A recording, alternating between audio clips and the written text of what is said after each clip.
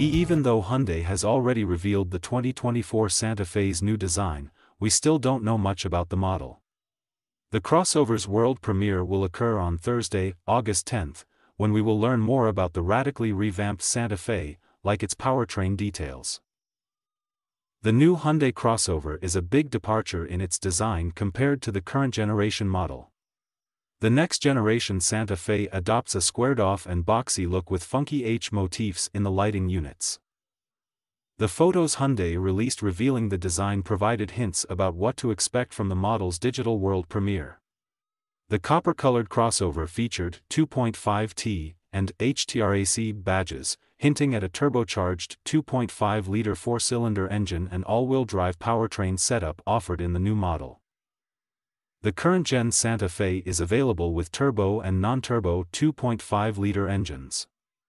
Hyundai also offers hybrid and plug-in hybrid versions, and we expect it to continue building the vehicle with various powertrain choices.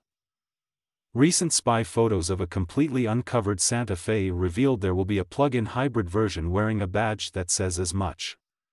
The crossover also featured another big hint, a charge port. The numerous spy photos have also revealed different trim designs and various wheel sizes, measuring 18, 20, and 21 inches, which will hide under squared-off wheel arches. The 2024 Hyundai Santa Fe will have its digital world premiere on Thursday, August 10th, at 5 a.m. Eastern Time.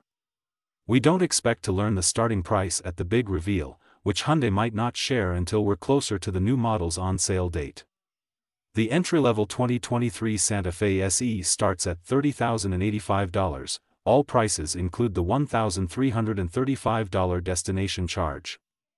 The top offering is the Santa Fe Calligraphy, which has a $43,935 price tag.